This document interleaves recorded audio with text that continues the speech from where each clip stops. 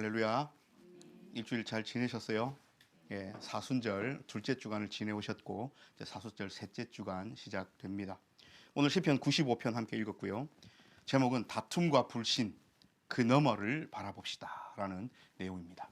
여러분 시편 읽으시면서 느끼셨겠지만 앞부분 7절까지는 우리가 구원의 하나님, 반석에서 우리를 살려주시는 하나님, 그 하나님께 모든 신들보다 크시고 왕이신 하나님께 경배하고 순종하고 노래를 짓고 부르고 시를 지어서 부르자 이렇게 종용을 합니다. 시편 기자가. 그래서 우리가 하나님을 노래하고 시를 짓고 노래를 짓고 그죠? 새 노래로 하나님을 찬양하고 하나님의 이름을 높여드리고 오늘처럼 모여서 예배하고 해야 될 이유가 하나님은 크신 분이시고 진짜 왕이시고 하나님은 우리를 지으신 이시고 이렇게 이제 논리를 그렇게 펴나가요. 맞는 얘기고 은혜로운 얘기입니다. 그런데 경배하고 순종하라는 이 외침을 이야기하셔놓고 오늘 우리가 제목에서 알듯이 과거 유대민족들, 히브리 민족들이 하나님 앞에 실수했던 거, 불순종했던 거, 하나님께 혼났던 거 이런 예를 확 하나 들고 와요. 이게 무슨 이야기냐면 무리바 이야기, 마사 이야기입니다. 혹시 처음 들으시는 분들도 있지 싶어요. 근데 꼭 기억하셔야 돼요. 그래서 우리는 어떻게 외워야 되냐면 무리바 물 뒤에 물이 붙어야 돼요. 무리바 물. 왜냐하면 거기서 하나님께서 물을 주셨거든요. 우리가 이 이야기를 알려면 저 출애굽기 17장으로 확 한번 가봐야 돼요. 제가 출애굽기에도 이 무리바 마사 사건이 있고 민수기에도 나오고 그 뒤에 이제 38년이 흐른 다음 신명기에도 이 얘기가 있고요. 시편에도 나오고요. 이게 성경 구약 곳곳에 이 무리바 마사에서 사건들이 자꾸 회자됩니다. 왜 이게 회자될까? 여러분 구절을 몇 개 찾아봤어요. 출애굽기 17장은 진짜 그 사건이 적혀있던 곳입니다. 그래서 앞부분의 이야기 말고 뒤에 그가 그곳 이름을 마사 또는 무리바라 불렀으니 이는 이스라엘 자손이 다투었으며 또는 그들이 여호와를 시험하여 이르기를 여호와께서 우리 중에 계신가 안 계신가 하였습니다. 그 뒤에 민수기에도 이렇게 무리바 물이라 다투었으므로 무리바 물이라. 또 그 다음 볼까요? 또 민수기에 아론은 조상들을 돌아가고 했는데 너희가 무리바 물에서 내 말을 거역한 까닭이다. 또 민수기 27장에 내 명령을 거역하고 거룩함을 그들의 목전에서 나타내지 아니하였다. 뭐 이런 얘기가 나와요. 도대체 이 사건은 어떤 사건일까? 무엇일까? 어떤 이야기가 있었길래 이럴까? 여러분, 잘 이렇게. 그래서 출애굽을 하여 시내 광야에 가기 전이에요. 스토리가 출애굽합니다. 엑소더스, 그죠? 엑시트가 그죠? 우리 엑소더스 했어요. 애굽으로부터 탈출을 했어요. 그래서 우리 성경 이름이 출애굽기예요. 가톨릭 성경에는 탈출기라고 정확하게 돼 있어요. 탈출을 했습니다. 탈출해서 어떻게 됐어요? 바로 앞에 처음 만났던 난관이 홍해. 그래서 이 홍해를 비하히롯 앞에서 멈췄어요. 뒤에는 쫓아오죠. 앞에 물이 있죠. 어렸을 때 다 배웠죠.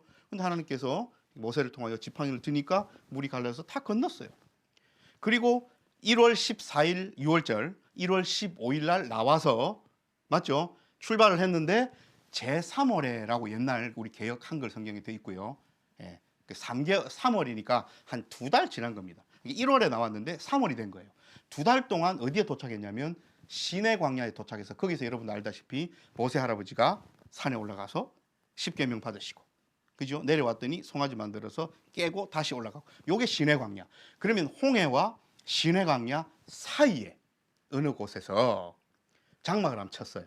요게 신광야에 있는 르비딤이라는 곳에 장막을 쳤어요. 자, 그런데 홍해를 건너고 일하다 보니까 세월이 조금 흘렀잖아요. 몇 날 며칠 좀 흘렀어요. 물이 없는 겁니다. 기가 막히게 가지고 나온 물이 떡 떨어진 거예요. 자, 광야는 사막이죠. 먹을 것은 막 싸들고 와서 그래도 조금 뜯어 먹을 수 있어요. 뭐 짐승도 있고. 물이 없으면 어찌 됩니까? 큰일이죠. 사막에서 물 없으면 죽는 거죠. 근데 물이 없는 거예요. 물이 똑 떨어졌네요. 자, 여러분, 이때부터 이스라엘 백성들이 하나님 앞에 뭘 하기 시작하냐면 불평불만하기 시작합니다. 그래서 모세를 원망합니다. 왜? 모세가 하나님의 대리인이니까. 모세가 하나님의 이름으로 와서 자기들을 끌고 나왔으니까 원망 부을 대상이 없잖아요. 모세를 향하여 원망을 쏟아붓습니다. 그런데 여기서 오늘 하나님께서 아까 여러분 보셨듯이 어떤 말씀을 하시냐면, 내가 저희를 향하여 했던 일을 다 경험해 놓고 나를 원망한다. 여러분, 어떤 경험을 했습니까? 첫 번째로, 애국 사람들 다 장자가 죽었죠. 이스라엘 사람들 죽었습니까? 안 죽었습니까? 안 죽었잖아요. 하나님의 명령대로 순종하여 양을 잡아서 그 피를 우슬초 엮은 빗자루 같은 데다가 해서 문설주, 문틀에다가 바른 집의 장자는 죽음의 신이 유월했어요. pass over. 넘어갔어요. 그죠? 넘어갔어요. 그래서 죽음을 맛보지 않았어요. 다 죽어야 하는데 죽지 않았어요. 첫 번째, 하나님께서 생명을 살려주셨잖아요. 그죠? 그죠? 뭐 다른 거 다 할 거 없습니다. 굵직굵직한 것만 이야기해도 홍해 앞에서 뒤에는 각성한 바로가 정예 부대를 데리고 다시 종살이 하려고 죽이려고 쫓아옵니다. 앞에는 건널 수 없는 바다가 있어요. 산 목숨입니까? 죽은 목숨입니까? 죽은 목숨인데 하나님께서 물을 갈라지게 하셔서 살려주셨어요. 모세 할아버지가 이때 뭐라고 했는지 여러분 꼭 기억해야 됩니다. 홍해를 가를 때 하나님께서 지팡이를 들으라 했을 때 모세가 들면서 뭐라고 했는지 기억나십니까? 너희는 가만히 있어서 하나님의 너희를 구원하심을 보라 하셨어요. 가만히 있어서 너희가 할 건 아무것도 없어. 그저 서서 하나님께서 너희를 어떻게 구원하시나 보라. 구원하셨잖아요. 죽은 목숨을 살려주셨어요. 여러분, 굵직굵직한 두 개만 봐도 하나님은 살리시는 하나님입니까? 죽이시는 하나님입니까? 살리시는 하나님인데 물 없다고 그 하나님을 향하여 불만을 쏟아붓기 시작합니다. 그래서 하나님께서 오늘 특별히 반석이 빛된 교회에게는 의미 있는 말씀을 주셔요. 물을 지하수가 터지게 하실 수도 있고 하늘에서 비가 내리게 하실 수도 있는데, 오늘 어떤 방법으로 이 물이 없어 원망하는 이스라엘 백성들에게 물을 주시냐면, 지팡이를 들고 미선 호렙산에 있는 그 반석에 딱 서서 거기서 반석을 치라. 반석을 치라. 반석을 치니, 이건 반석은 돌입니다. 그냥 평평한 돌이라 생각하면 돼요. 큰 돌. 돌을 치니까 돌 사이에서 물이 나왔다는 거죠. 그래서 우리가 읽은 아까 그가 그곳 이름을, 모세 할아버지가 반석을 쳐서 물이 나와요. 백성들은 금방 원망했던 거 다 잊고 물이 나오니까 먼 때처럼 모여서 물 마신다고 정신이 없었을 거 아닙니까? 그래서 물 마시고 있을 그때의 모세가 그곳 이름을 머리바 혹은 마사, 하나님과 다투었고, 그 다음 하나님이 계신가 안 계신가 시험했고, 이 백성들이. 그죠? 하나님 마음이 상하셨어요. 그래서 하나님을 시험하고 하나님과 다툰 이 사람들은 가나안 땅에 들어갔습니까? 못 들어갔습니까? 못 들어갔어요. 그러니까 여러분, 한번 정탐하고 돌아와서 뭐 이렇게 10사람이, 여호수아와 갈렙을 제외한 10사람이 뭐 가나안 땅을 못 들어가겠습니다, 우리는 메뚜기가 씁디다 해가지고 여론이 형성되면서 온 이스라엘 백성들이 그 10명의 부정적인 말에 동조해가지고 그 20세에서 60세까지 온 사람들은 가나안 땅에 못 들어갔다, 우리 이렇게 알고 있잖아요. 그 한 사건으로만 그렇게 된 게 아니고 계속 누적되고 축적되면서 하나님께 도전하고 하나님께 불순종하고 하나님을 믿지 않고 하나님께서 살려주신 그 생명을 오롯이 의지하지 않은 결과는 죽음이죠. 자기들이 생명을 거부했는데. 오늘 그 얘기가 시편에 들어있는 거예요. 너희는 하나님을 예배하고 시를 지어 노래하고 경배해라. 하나님 우리를 지으신 분이시고 우리를 구원하실 구원의 반석이시다. 오늘 이렇게 이야기를 하는 거예요. 여러분, 물이 진짜로 없어서 반석에서 물 안 나왔으면 결과는 어떻습니까? 다 죽는 거죠, 사막에서. 근데 하나님께서는 믿음을 가지고 순종한 사람들에게 만생수를 주신 것이 아니라 불순종하고 다투었고 하나님을 믿지 않은 자들에게도 반석의 물은 주셨어요. 그래서 당장 그 물을 마신 사람들이 당장 그 생명과 목숨은 부지했을지는 몰라도 가나안 땅에는 못 들어갔습니다. 여러분, 이것을 기억해야 돼요. 하나님은 당장 우리에게 필요한 생명도 허락하시지만 우리의 미래도, 우리의 영원함도 허락하시는 하나님인 줄 여러분 꼭 기억해야 됩니다. 사람들은 당장 내 눈앞에 먹을 거 있고 마실 물이 있다 해서 우리의 미래와 궁극적인 것들을 생각하지 않는다는 거죠. 이게 우리가 생각할 때 비그리스도인들이 긍휼함을 향하여 긍휼함을 가져야 될 이유입니다. 자, 여러분, 다시 시편으로 돌아와서요. 너희는 무리바에서와 같이 또 광야의 마사에서 지내던 날과 같이 너희 마음을 완악하게 하지 말라는 거죠. 여러분, 이제 다 이야기 어떤 이야기인지 알겠죠? 네. 여러분, 성경 속의 구약 속에서 인간들이 살아온 역사는 하나님 앞에 불순종한 역사가 가득해요. 그럼에도 불구하고 하나님은 불순종하는 백성들도 구해주시고 건져주시고 그 기도를 들어주시고 함께 해주시고 했다는 거예요. 하물며 오늘 시편 기자가 이야기한 것처럼 창조주이시자 우리의 반석에, 우리의 구원의 반석이신 하나님을 향하여 노래하고 시를 짓고 경배하고 찬양하는 하나님의 자녀를 향하여는 하나님이 어떻게 하시겠습니까? 당장 지금 필요한 물뿐만이 아니라, 이 생수뿐만이 아니라 영원한 생명의 생수를 먹이심은 자명한 일 아닙니까? 그리고 그 영원한 생명을 주셨다는 것은 우리는 어떤 사건을 통하여, 어떤 일을 통하여 확신을 갖고 알 수 있어요? 그것이 예수님께서 이 땅에 오신 일을 우리는 알고 믿기에 우리의 이 믿음은, 우리의 미래가 보장되어 있음은, 우리가 하나님 나라에 함께 거할 것임은 믿어 의심치 아니할 확신 근거가 되었다는 겁니다. 그래서 예수님께서는 마태복음 16장 16절에서 이하에서 가이사랴 빌립보로 가는 제자들에게 물어요. 사람들이 나를 뭐라 하대? 제자들이 이야기합니다. 엘리야가 환생했다고도 하고 세례 요한이 죽었는데 그 사람이 다시 살아났다고도 하고 선지자라고도 하고 뭐 이렇쿵 저렇쿵 구약의 인물들이 들이댑니다. 예수님이 그래? 그러면 너희는, 나와 함께 동고동락한 너희는 나의 하나님됨을 다 맛보고 나의 병고침을 보고 죽은 사람 살림을 보고 내가 죄인을 불렀음을 보고 내가 가르치는 것을 다 옆에서 같이 들었던 너희는, 나와 함께 시간을 보냈던 너희는 나를 누구라 하느냐 물었을 때에 베드로 선생님이 대표로 이야기하죠. 주는 그리스도시고 살아계신 하나님의 아들이십니다. 이 고백을 했더니 여기서 또 기가 막힌 예수님이 말씀을 하셔요. 바요나 시몬아 네게 복이 있도다. 이를 너에게 알게 하니는 혈육이 아니요 하나님이시다. 우리 지난주 설교를 좀 끌어오면 영적으로 하나님을 깨닫지 못한 사람은 이걸 몰랐다는 거죠. 이게 베드로가 지금 고백하고 있는 베드로는 성령 충만하다는 거죠. 그래서 예수님께서 베드로에게 그 얘기를 하시면서 그 뒷얘기를 하셔요. 뭔 얘기를 하시냐면 내가 네 이름을 게바라 않고 베드로라 하리라. 여러분, 베드로는 페트라이고요. 페트라는 반석이라는 뜻입니다. 근데 내가 네 이름을 이제는 반석이라 하리라.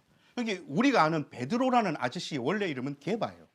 그런데 우리가 알고 있는 베드로, 페트라는 돌이라는 거예요. 반석이라는 거예요. 바위라는 거예요. 그러니까 내가 네 이름을 바위라 할 거다. 그리고 내가 네 그 이름 위에 교회를 세울 거다. 이렇게 예수님께서 말씀하신 거예요. 여기서 또 뭐 가톨릭 얘기가 나오면 또 길어지지만 여러분, 우리가 생각하는, 우리가 믿고 의지하는, 우리가 인식하는 반석 위에 교회를 세운다는 것은 무슨 뜻입니까? 베드로가 그 앞에도 예수님 따라다녔잖아요. 그런데 이름을 바꿔주시지 않고 그대로 같이 계셨는데 오늘 왜 하필 이 지점에서 이름을 바꿔주시면서 교회를 세우리라 하셨을까에 우리가 집중해야 돼요. 지금 어떤 사건 뒤에 예수님께서 베드로더러 네 이름을, 이렇게 게바더러 네 이름을 반석이다 이렇게 이야기를 하셨을까요? 베드로에 뭐가 있었습니까? 신앙 고백이 있었어요. 그래서 하나님께서는, 우리 예수님께서는 신앙 고백을 한 사람들이 교회라는 거예요. 신앙 고백을 제대로 한 사람들이 모여 있지요. 이게 반석 위에 우뚝 선 교회라는 거예요. 우리가 반석 위 빛된 교회라고 우리 이름을 주신 데는 의미가 있습니다. 여러분, 이 반석은, 이 신앙 고백은 그럼 뭐랑 연결돼요?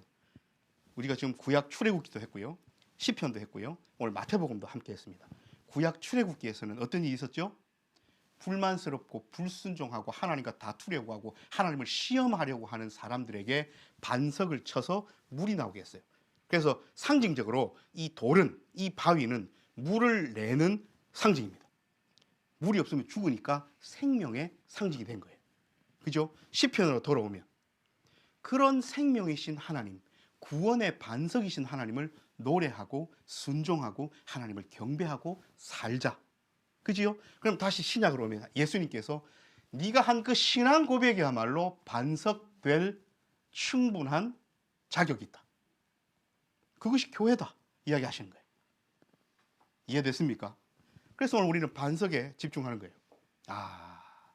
상징이긴 하지만 하나님께서는 이 반석에서 물을 내어주시고 그 물은 생명의 물인데 이 생명의 물을 맛보려는 사람들은 뭐가 우선돼야 돼요? 신앙 고백이 우선돼야 돼요. 그래서 우리는 신앙 고백을 했습니다. 사도신경을 하면서 우리의 신앙을 진심으로 고백하고 오늘 신앙의 고백이 없으면 이 자리에 올 수도 없지요. 우리는 뭐 하고 있는 겁니까? 예수님께서 허락하시는 생명의 그 물을 무리바 물이 아닌 다툼과 불신의 물이 아닌 그 너머에 있는 우리를 살리시는 물이요 우리에게 생명을 주시는 그 반석에서 쏟아나오는 물을 오늘 우리는 맛보고 있습니다.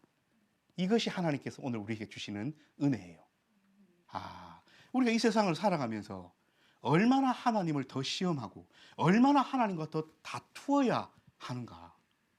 그런 사람들이 너무 많은 거예요. 제대로 된 그리스도인, 하나님을 예배할 줄 아는 시편 95편을 실천하면서 살아가는 사람들은 그래서는 안 됩니다. 우리의 삶 가운데는 하나님께서 주실 생수가 흐를지언정 무리바 물이 있어서는 안 됩니다. 우리의 삶 가운데는 마사가 있어서는 안 됩니다. 여러분, 무리바 물은 하나님과 다투었다는 뜻이죠. 하나님과 다투었다는 것이 무슨 뜻입니까? 하나님께 대들었다는 거예요.